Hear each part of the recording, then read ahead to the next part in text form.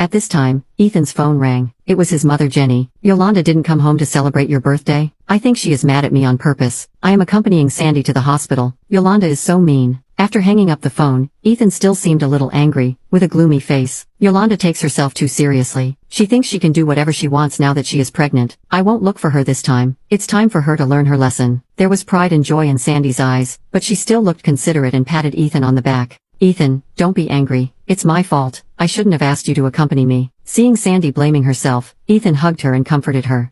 "Yolanda is not worthy of being compared to you." As I looked at the cold look in Ethan's eyes when he mentioned me, my heart was completely broken. I met Ethan for the first time when I went to visit my brother Chris Jackson at his school. At first sight, I was attracted to Ethan and started to pursue him. At that time, Sandy had just gone abroad. Ethan was sad, and was in a daze all day long. I followed him all the time. In the beginning, he ignored me, but later he started to accept me. I thought I had won his heart, but I didn't expect that things would be completely changed that night. I received Ethan's invitation to go to the hotel, and as soon as I entered the room, he hugged me. After that night, his eyes turned cold and disgusted when he looked at me. Despite my repeated explanations, he still felt that it was a setup by me. Later I became pregnant, and he married me under pressure from Jenny. I always thought that I would move him one day, and the truth would come out one day. But now, I could no longer wait for that day. After Ethan sent Sandy home, he drove back to our home. He was a little absent-minded along the way, and he looked at his mobile phone from time to time. When he got home and found the house was black, he couldn't help but frown. "She has a bad temper. She even dares not go home." In the past, no matter how angry I was, I would never stay out all night. Ethan glanced at his phone, but there was still no message. He felt annoyed and took off his tie. Suddenly his cell phone rang, and the sound was particularly sharp in the quiet night. Ethan hurriedly picked up his phone. When he saw the name Sandy, I saw a trace of disappointment on his face for the first time, but it disappeared soon. "Ethan, please help me with the case of my brother that I told you about tonight. I've already asked him to turn himself into the police station." Ethan rubbed his brows, looking a little tired. "Don't worry, Sandy. Your brother is my brother. I will help him minimize the responsibility.